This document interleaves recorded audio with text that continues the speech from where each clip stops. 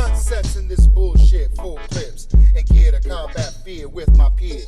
The stress affects the physical, so I train for the game and lift, and shed blood for the weak while the meek shed tears. Fuck screen cheers, confetti and bright lights, walking in the steps of my master, shooting the gift. The Lord gets pissed when I pray for the get a wish. Chains and things, money and power could never uplift. I flip the script, roll a spliff, then read a page. Write a rhyme, sip the fifth, then load the gauge. I live life unpaid, completely insane, with every social thought against my brain. I maintain in the evil to have a backwards existence. The devil's punishment is severe when late for attendance. In the gates of hell, for what it's worth, I'm armed from the feet to the teeth as the Lord's curse. I smoke a bullet in the elevate. Then I eat it, get it, and say my decibel. I see the blood for the elevate. The Lord is my shepherd, and I shall not wonder that I smoke a bullet in the elevate. Because our wages of sin is death now. I know I got something big to offer to this world. She don't give a fuck. I'm not working at no McDonald's. That's not me. I'm not working at no McDonald's. I'm not doing none of that. But on the strength of that, I'll get a job just to show you that I'm changing my ways and becoming better. We young at this time. Right. 21 at this time. So the world is like, what we thought was big was really small. Right, you know what I'm saying? We didn't know that till later. But the big deals that she was making issue out of, she really could have just like chilled out and really just grew together. Right. But her loss.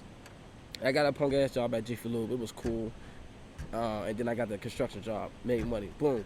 Living at my mom's crib, moved out of my girls, off probation, off motherfucking house arrest.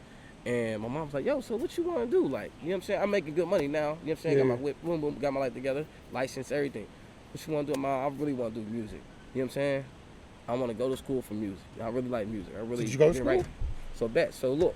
So we like, let's sit down. My mom sat me down like, yo, let's sit down and see what schools you want to go to. I'm like, cool, we got to go to New York or Florida or Orlando. You know what I'm saying? I looked at a couple of schools, like something that I was close so I can be back and forth for my daughter and stuff like that. Like, and she me back the next day like, nah, you going to L.A. I'm like, L.A.? To the other side? To the other side. Right. Other side of Mississippi. Like, going to goddamn L.A.? You know the first thing I thought when she said L.A.? I gotta cross the Mississippi. You know the first thing I thought about L.A. is what's that movie called? Why Do Fools Fall in Love with Frankie Lyman? Man. Yo, remember when he first got to L.A. when they got out the taxi and the shit was sunny? I'm like, yo, I'm about to see me to L.A. It's about to be crazy out there. Yo, I love that movie. I used to watch that movie all the time. I'm like, yo, I don't know if I want that lifestyle. Like. She's always been a fan of Michael Jackson. You stupid. She loved Michael Jackson, bro. She'll tell you right now, like, that's her guy.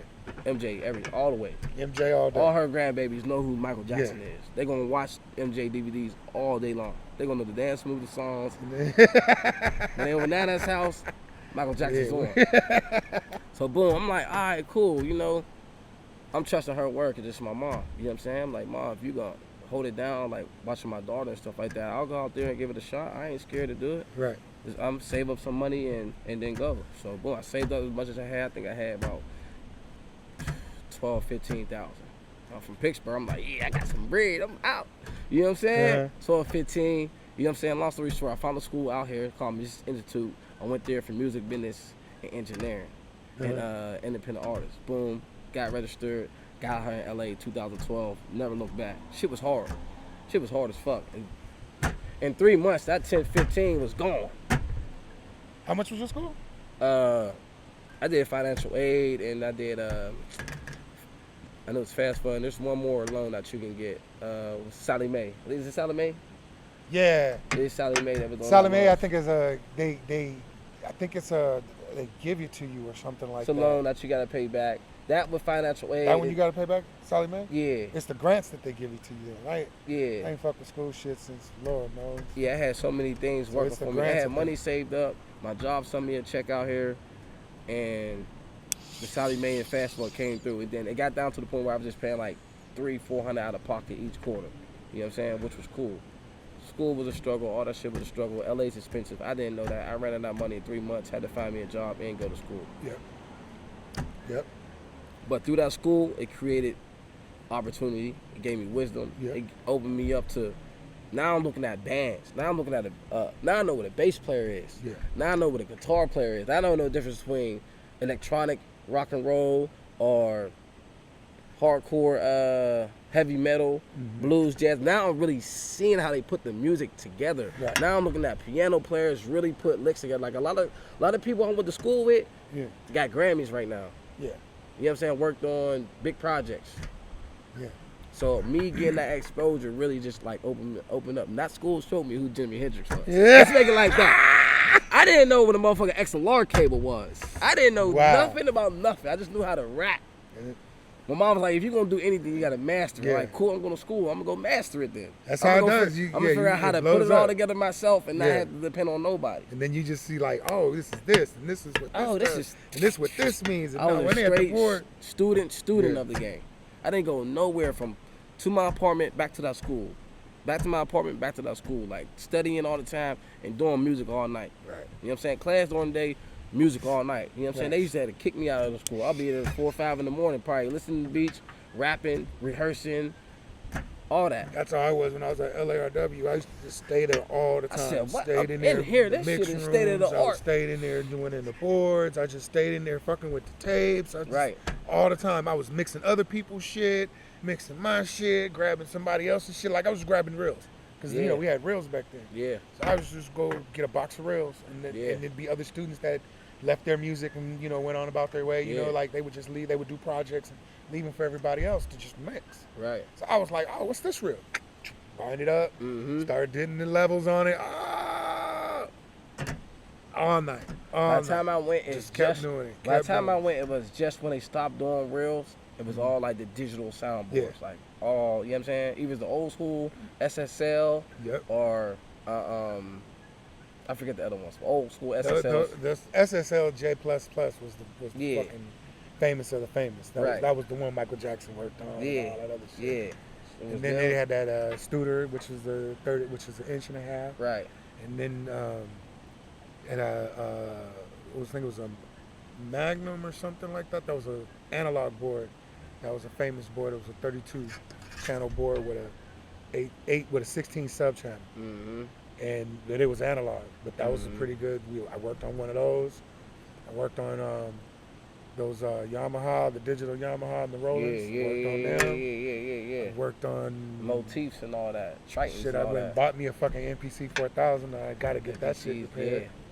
So I mean, when it hits, it's just like damn. And then you start thinking about all the greats like De La Soul and all them when they was making the music, how it sounds so magical because they knew that shit right. They knew that shit. Bro, when James Brown had to do them records, there was no mistakes. But you know, it had James to be Brown, all in one take, the whole band, everybody. But James Brown didn't know no music. He just did that shit on his own. He did all that shit, like when he did that shit. Tell him run, da da da da da da da. And that's how he.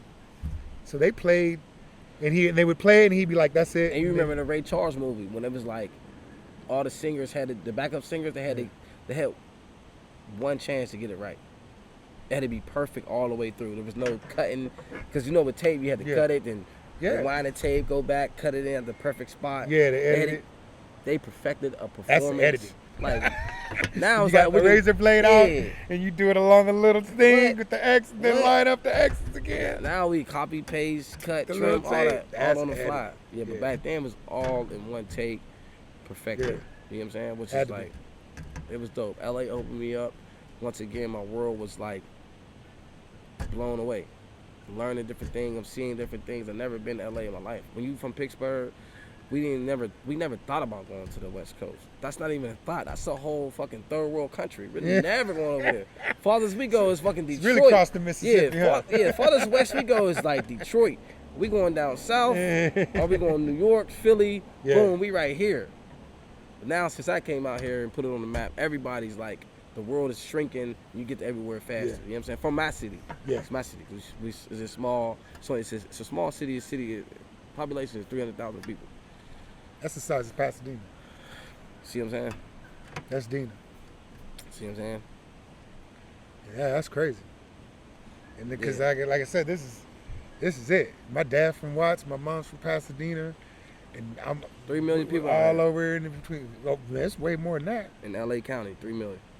3 million in LA County. I think it's more like 16. Right. 16 Google that shit. Population of LA County.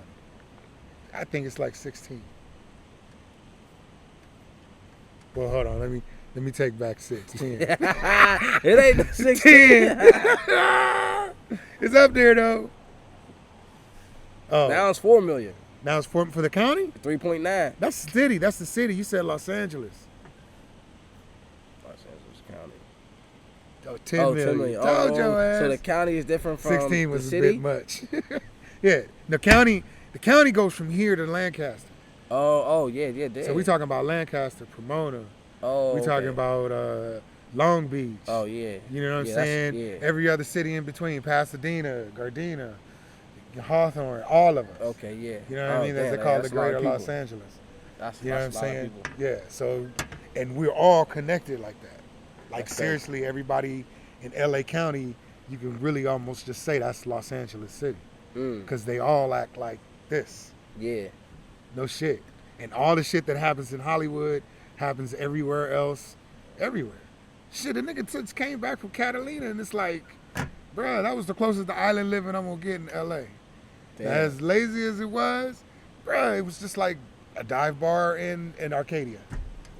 Yeah. Like we just went to like 100 to 1 around the corner in Arcadia. Right. Like where the Santa Anita track is, Yeah. there's this little dive bar called 100 to 1. Mm-hmm. That's where the place we went to in Catalina, it was just like that. Crazy. So it's like you see a lot of like everything's spread out, but you see a lot of the same. It's all Angelino, or as they would say, or it's Los Angeles oriented. What all tripped LA. me out about LA is like every city got its own city. Yeah. You know what I mean? Got its own downtown Yep. and everything. Like you ain't really gotta leave this part of town if you won't want to. Right. You know what I'm saying? This is its own structure. Shit. Own grocery stores, own everything. It And ain't been like there that for a over while, like Yeah. holding it down for a Yeah. while. Like yeah. That's why everybody's so. That's why gangbanging culture is so tight, because it's city to city, town to town like that. Yeah. And like you said, if you don't want to leave, you don't have to leave. Right. Everything you need is right here. Right. And whatever the other city getting, they get ready to ship it over here. Right. You know what I'm saying? You Right. know, that like the only thing that would be different, like in Pasadena, you couldn't get LA hood shit, like K cutters. Well, we did have one fucking little tiny strip mall where you can get K cutters and shit like that. Yeah. Gold on the roll and all that other bull swap me shit. Yeah. That shit gone in Dina now. You gotta go down to LA. Mm-hmm. So I mean, but everybody's like melting together. Like even though we're in separate cities, the lines are starting to blur. Like everybody's just kind of just crossing over and doing their whole little Mixing. thing. So now they're Mixing it setting up shops and different cities are getting different Are you saying in promotions and stuff. Are you saying it in gentrifying wise, or just people just moving around a lot more? Well, nah, because everybody